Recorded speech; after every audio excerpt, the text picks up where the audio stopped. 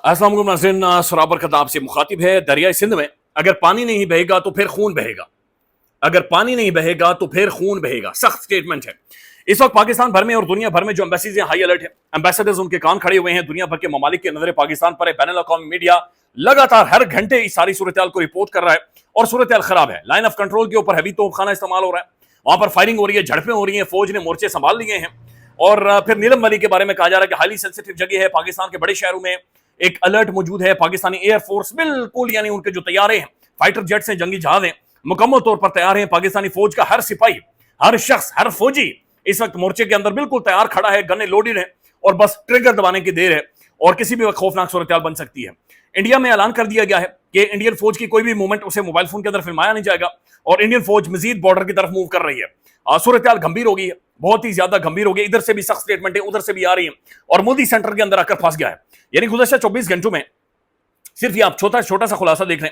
पाकिस्तानी दफ्तर खारजा और खासतौर पर जो ईरान और सऊदी अरब है उन्होंने मीडिएशन ऑफर की है। ट्रंप ने स्टेटमेंट दिया है, तुलसी गबार्ड ने स्टेटमेंट दी है। फिर उसके बाद अक़वाम मुत्तहिदा बाकायदा से आकर बोला है। फिर अजरबैजान के साथ बातचीत हुई है, इजिप्ट के साथ बातचीत हुई है, तुर्की के साथ बातचीत हुई है, बरतानी हाई कमिश्नर की पाकिस्तानी वजीर खारजा के साथ मुलाकात हुई है, फिर चाइनीज एम्बेसडर के साथ वन ऑन वन मुलाकात हुई है और उसके बाद फोन खड़काए जा रहे हैं और दुनिया भर में मिडिल ईस्ट में आगे पीछे दुनिया भर के एम्बेसीज और जो बैकडोर चैनल्स हैं वहां पर एक शटल डिप्लोमेसी भी की जा रही है और फोन और ये सारी चीजें एंगेज किया जा रहा है। ये बात ध्यान में रखेंगे ना, ये जो मोदी है, ये गुंडा है, ये फंस गया है। यानी इस गुंडे ने सबसे पहले ये आकर कहा हम तुम्हारा पानी बंद कर देंगे, तुमने हमें मार दिया है, हम तुम्हारा पानी बंद करने वाले, इसने हाथ उठाकर कहा नहीं छोड़ूंगा और मैं तुम्हें सजा दूंगा। इसने कहा कल्पना से ज्यादा सजा दूंगा। अब कल्पना इंडियन फिल्म के अंदर वो एक लड़की होती है जिसकी कोई इज्जत लूटने की कोशिश करता है और वो अक्सर फिल्मों में आपने देखा होगा भागती रहती है। तो मोदी ने पता नहीं क्या कहा कि कल्पना नहीं होगी तुम्हारी कि मैं तुम्हें सजा दूंगा। तो ये बात तो उसने कर दी है, लेकिन उसे पता नहीं था कि जनाब ये आगे तैयार बैठे हुए और ये ढूंढ रहे हैं। यानी एक तो ऑलरेडी हम 2-2.5 सालों से मार कूट खा कर गुस्सा है और ऊपर से जो ये हरकतें कर रहा है, यानी इस वक्त तो ये तैयार बैठे हुए और ये ढूंढ रहे हैं। अब मोदी उस सर्कल के अंदर आ चुका है कि इसके पास नो वे आउट है, ये बाहर निकल नहीं सकता। इंडिया के अंदर जो मीडिया कैंपेन हो चुकी है या मीडिया ने जो नैरेटिव बिल्ड कर दिया है और फिर जो इंडिया के अंदर माहौल बना है, फिर जिस तरीके का ये घटिया किस्म का फॉल्स फ्लैग ऑपरेशन, एक 3rd क्लास C डिग्री की जो फिल्म है जो कि इन्होंने महसूस हो रहा है कि बिहार के अंदर ही मोदी ने बैठकर और 2-3-4 अपने चमचों को लेकर बनाई है, ये बिल्कुल फेल होगी। और ये अगर आप रसोड़े में लेकर जाएंगे तो वहां पर भी ये नहीं चलेगी। ये इतनी थगड़ है। अंदाजा लगाने का दिन के वक्त पाकिस्तान का जो दरिया झेलम है वहां पर अचानक से पानी का भाव बढ़ना शुरू हो गया और बढ़ते अब ये पोजीशन है वहां पर तुहियानी आई हुई है। यानी वहां पर सैलाब आ गया दरिया झेलम में और ये खुला पानी इंडिया की जानिब से छोड़ा गया है, वहां से छोड़ा गया है। अब ये पानी क्यों छोड़ा गया है? एक तरफ तो जो गुंडा तो ये कहता है पानी बंद कर दूंगा, तुम पानी के लिए तरसोगे, लेकिन दूसरी तरफ अचानक से पानी का इतना ज्यादा भाव। देखिए 2-3 चीजें बड़ी वाले हैं। एक तो इंडिया के पास स्टोरेज की कैपेसिटी नहीं है, ये पानी को स्टोर नहीं कर सकते और अगर इंडिया ने डैम बनाए पानी रोकने के लिए तो फिर ये वापस नहीं जाएंगे। यानी डैम बनाने वाला जो मिस्त्री जाएगा, अगर तो वो जिन भूत है फिर तो बन सकता है। अगर वो आत्मा जाती है, आत्मा जाकर डैम बनाती है फिर तो बन सकता है। अगर वो आत्मा नहीं है और को बंदा है, उसके अंदर जान है और उसका दिमाग है और उसकी आंखें खुली है, फिर वो वापस नहीं आएगा। यानी डैम बनाने तो जाएगा लेकिन मिस्त्री वापस नहीं आएगा। डैम जाहिर है पाकिस्तानी एयरफोर्स जाएगी, पाकिस्तानी फौज हमला करेगी। ये 7 लाख फौज है और इनका काम जाहिर है फिर ये मुल्क की दिफा है, नेशनल सिक्योरिटी है।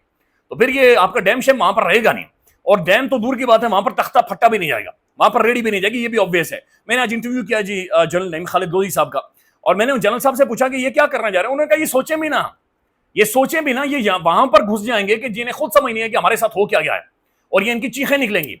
उन्होंने कहा कि इंडियन जो एयरफोर्स कैरियर्स हैं उनमें से कोई नहीं बचेगा और ये सब पहले से निशाने पर हैं।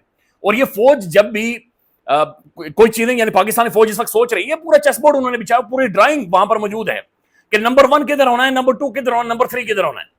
तो लिहाजा ये नामुमकिन चीज है। लेकिन जो पानी छोड़ा गया है पाकिस्तानी दरिया झेलम के अंदर खासतौर पर, इससे नुकसान हुआ है लोगों की। बहुत सारी बकरियां मैं दिख रहा था, जानवर बहुत सारे पानी की जद में आए हैं, बहुत सारे रास्ते टूटे, बहुत सारे घर जो दरिया के किनारे थे, अभी तक लोगों की हवाले से इतलात नहीं है, लेकिन शायद कोई अल्लाह ना करे लेकिन दरिया के अंदर बह गया होगा, चूंकि बहुत ज्यादा तादाद में वहां पर पानी छोड़ा गया है। अब एक तो वजह यह है कि इनके पास स्टोरेज की कैपेसिटी नहीं है। दूसरी वजह यह है कि शायद अमेरिका से जो इंडिया सपोर्ट एक्सपेक्ट कर रहा है वो नहीं आई, या शायद मिडिल ईस्ट या दुबई के शेखों ने, सऊदी अरब वगैरह ने डंडा दिया है कि मोदी जी ये ना करो, या फिर चाइनीज ने शायद दिया है, चूंकि चाइनीज की यहाँ पर इन्वेस्ट भी है। जो भी है, एक कंफ्यूजिंग सी सूरत हाल है कि एक तरफ तो वो गुंडा आकर ये कह रहा है कि पानी बंद करूंगा, लेकिन दूसरी तरफ जो पानी का फ्लो है वो बाकायदा से छोड़ लिया गया है। अब यहाँ पर एक ट्वीट हुआ है, वो आपके सामने रखते हैं और फिर आपके सामने वो भी रखेंगे कि जनाब जो असल में जो करने वाली शख्सियात थी, पहले जिनके ऊपर इल्जाम लगाए गए कि इन्होंने पलगाम के अंदर अटैक किया है, TRF, उन्होंने इनकार कर दिया है। उन्होंने कहा जनाब हमने ये अटैक नहीं किया। और वो हमले को आज आज 26 तारीख है, 22 तारीख को ये हमला हुआ था। 4 दिनों बाद आकर वो मना कर गए कि हमने ये सब कुछ नहीं किया। ये आपके सामने रखते हैं, लेकिन पहले नाज़रीन 2-3 चीजें आप देख लें जो कि बन रही हैं। एक तो ये अशोक है, अशोक बड़े प्रोमिनेंट वहां पर की शख्सियत है। इन्होंने ट्वीट किया, इन्होंने लिखा है Pakistan share of the Indus water is 133 million acre feet from Indus river system. यानी जो इंडस रिवर सिस्टम है, इंडस बेसन है, वहां से पाकिस्तान का जो शेयर है वो 133 मिलियन एकड़ फीट है इनके मुताबिक। इंडिया है स्टोरेज कैपेसिटी, जो इंडिया के पास स्टोरेज फैसिलिटीज हैं वो सिर्फ 3 मिलियन एकड़ फीट सेव कर सकती हैं। यानी 130 मिलियन एकड़ स्टोरेज की कैपेसिटी इंडिया के पास नहीं है। उसके बाद वो खुद सवाल पूछते हैं, how will we stop 130 million acre feet of water reaching Pakistan. यानी 3 मिलियन तो आप रोक सकते हैं, 3 million acre feet, 130 million acre feet आप कैसे रोकेंगे? Why Indian media is not asking this question. ये इंडियन मीडिया सवाल क्यों नहीं पूछ रहा है? यानी गोस्वामी या गोदी मीडिया, ये जो चल्ले कल्ले आखिर पीछे मीडिया में आकर बैठते हैं, ये चल्ले कल्ले सवाल क्यों नहीं पूछ रहे? तो चल्ले कल्ले इसलिए नहीं पूछ रहे क्योंकि ये वॉर इकोनॉमी है। ये मोदी ने मीडिया खरीदा हुआ है। इंडिया के अंदर लोगों को, अगर अब वहां के अवाम को कोई फुद्दू इस वक्त लगा रहा है तो वो सिर्फ इंडियन मीडिया लगा रहा है। ये पर रेवेन्यू है बिलियंस ऑफ डॉलर्स का, ये वो कमाते हैं। और मोदी की जो ब्लैक मनी है, जो कैंपेन्स के अंदर इस्तेमाल होता है, यही काला धन है जो वो इस्तेमाल करते हैं। और ये वॉर इकोनॉमी है जो मीडिया जनरेट थैले भर भर के, ट्रक भर भर के लेके जाता है, और इंडियन अवाम को इन्होंने चूना लगाया हुआ है। नाज़रीन, पाकिस्तान की जानिब से कुछ एक स्टेटमेंट आई हैं। बिलावल भुट्टो की स्टेटमेंट है कि दरिया सिंध में पानी नहीं बहेगा, खून बहेगा। एक पॉलिटिशियन को ऐसी बात नहीं करनी चाहिए, शर्म का मुकाम है। आपको कम से कम, आप एक यंग पॉलिटिशियन इमर्ज हो रहे, जिनकी सीवी मंजूर हो गई है और नजर आ रहा है कि आपको लेजिटिमेसी दी जा रही है, आपको सूट नहीं करता कि ऐसी बात करें। एक सियासतदान को ऐसी बात नहीं करनी चाहिए, चाहे इंडिया से करे या पाकिस्तान से करे। अब ये एक और गुफ्तगू की है फैसल वावडा ने तो हद कर दी है। यानी शेम ऑन फैसल वावडा कहता है कि भारत आओ फिर तुम्हारे झंडे को जूते से रगड़कर पाकिस्तान का झंडा गाड़ूंगा। नो, दैट्स सैड, ये अनएक्सेप्टेबल है जी, ये गलत है। और फैसल वावडा को शर्म आनी चाहिए ऐसी स्टेटमेंट देने से। आप दूसरे मुल्क के झंडे की तौहीन नहीं कर सकते, ऐसी स्टेटमेंट आप नहीं दे सकते कि भारत आओ फिर तुम्हारे झंडे को जूते से रगड़कर अंदाजा लगाएं। ये दैट्स सैड। ऐसा ये जो फैसल वावडा की स्टेटमेंट, कम से कम मैं जो इंडियंस देखने वाले हैं उनसे मैं शर्मिंदा हूं। ये गलत है। ये किसी भी मुल्क के झंडे, किसी भी जो कि झंडा देखें, वहां पर मुस्लिम भी हैं, वहां पर सिख भी हैं, मुख्तलिफ कौमियत हैं, ये उनका झंडा है, उनकी पहचान है, उनके लिए ग्लोरी यही झंडा है। लिहाजा ये आप इस तरह से नहीं कर सकते। आप एक नरेंद्र मोदी जो गुंडा है, कसाई है, वो पागल इंसान है, साइकोपैथ है, उसकी वजह से आप पूरे 140 मिलियन लोग और फिर उनकी जो नेशनल शनाख्त आइडेंटिटी है, आप उसका इस तरह से मजाक नहीं उड़ा सकते। फिर नाज़रीन एक और स्टेटमेंट आई है, और ये हमारे एक और मौलवी साहब हैं, उन्होंने दी है, भारत ने पानी बंद किया, करने की गलती की तो भारत में घुसकर दारुल उलूम दियोबंद में नाश्ता करेंगे। तो सख्त स्टेटमेंट है, यहां से भी आना शुरू हो गई। लेकिन नाज़रीन इस दौरान जो डेवलपमेंट है ये बड़ी अलार्मिंग है, और ये डेवलपमेंट बड़ी परेशान कुन है। ये द इकोनॉमिक टाइम्स इसे रिपोर्ट कर रहा है, और वो ये कह रहा है कि जो TRF, द रेजिस्टेंस फ्रंट, एक तो द रेजिस्टेंस फ्रंट ये अंग्रेजी नाम है, यानी कि सामने से होकर मुजाहिमत करने वाले, ये अंग्रेजी नाम है।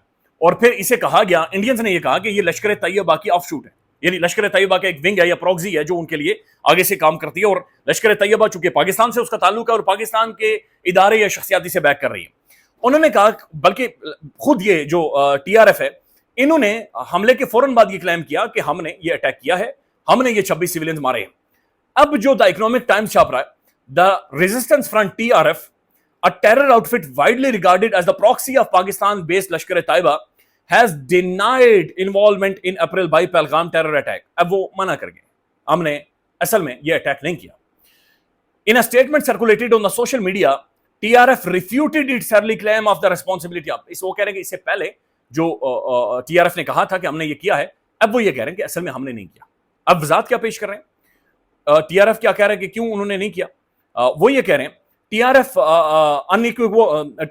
denies any involvement in the Pahalgam incident. Any attribution of this act is a false and hasty.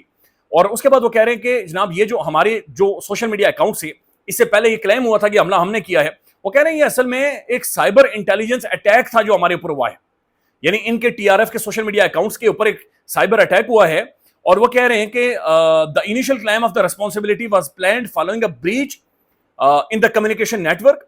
और TRF ये कह रहे हैं कि वो जो ब्रीच किया गया है वो बाकायदा से इंडियन इंटेलिजेंस एजेंसीज ने, इंडिया की जानिब से साइबर अटैक हुआ, और हमारे अकाउंट से बाकायदा से ट्वीट किया गया कि पहलगाम के अंदर हमने ये अटैक किया। TRF लश्कर तैयबा के साथ जिसके ताने बाने जोड़े जा रहे हैं, वो हाथ खड़े कर गई है। हम लाले, हमने ऐसा कुछ भी नहीं किया, और हम हमारे जो अकाउंट्स हैं वो इंडियन सिक्योरिटी ने, इंडियन इंटेलिजेंस ने हैक किए हैं, और हमारा इससे कोई ताल्लुक नहीं है। तो ये टीआरएफ कह रहा है। लेकिन दूसरी तरफ जो पहलगाम वाकया हुआ है, ये सिक्योरिटी की नाकामी है, और ये इंडियन एक स्टेट के मिनिस्टर कह रहे हैं। ये सुन लें। सिद्धारामैया का कहना है कि पाकिस्तान के साथ भारतीय रियासत कर्नाटका की वज़ीर आला सिद्धारामैया का कहना है कि पाकिस्तान के साथ जंग नहीं चाहते हैं, पाकिस्तान के खिलाफ जंग छेड़ने की भी कोई जरूरत नहीं, हम जंग छेड़ने के हक में नहीं है।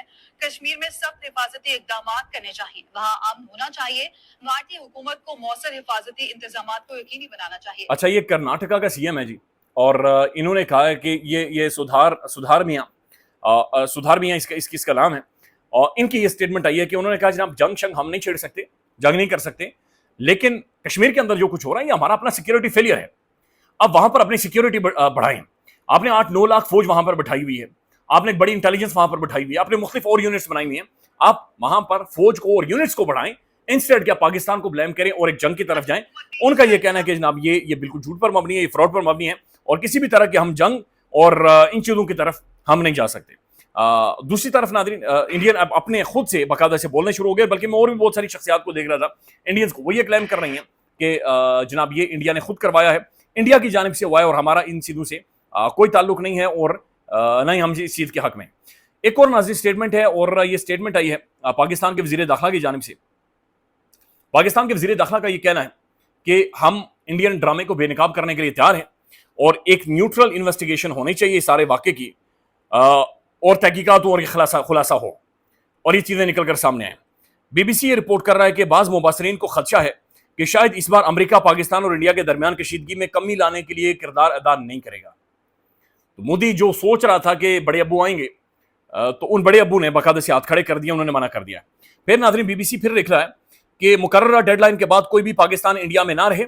इंडियन वज़ीर दाखिला अमित शाह के वज़राए आला को हिदायत, और पाकिस्तानी जो मौजूद हैं इंडिया के अंदर उन्हें निकाला जा रहा है। बहुत सारे हार्ट पेशेंट हैं, बहुत सारे कैंसर के हवाले से मरीज हैं, बहुत सारे हॉस्पिटल्स के अंदर यानी अपने ट्रीटमेंट के लिए गए हुए थे, लेकिन उन्हें वहां से फौरी तौर पर निकाला जा रहा है, इंडिया से निकाला जा, वल्नरेबल करके उन्हें निकाला जा रहा है।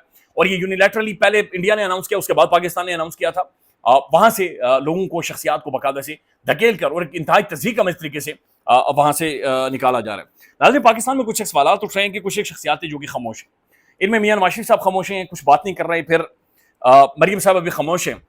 लेकिन इसी दौरान DG ISPR साहब, DG ISPR जो पाकिस्तान का director general inter service public relations, वहां से ट्वीट नहीं आ रहा, वहां से कोई भी सारे वाक़े पर, यानी मुख्तलिफ और चैनल से आ रही है, प्लेटफॉर्म से आ रही है, लेकिन DG ISPR साहब का जो अपना ऑफिशियल है, जहां पर मिलियंस में फॉलोइंग है, वहां से कोई ट्वीट नहीं आ रहा। हालांकि जब इंडियन मीडिया, वहां की प्रॉक्सीज, वहां की शख्सियात, लोग इंफॉर्मेशन का बिल्कुल बम्बार्डमेंट कर रहे हैं, कपड़े फाड़ रहे हैं, ऐसे टाइम में DG ISPR साहब का जो सोशल मीडिया अकाउंट है वो एक्टिव नहीं है।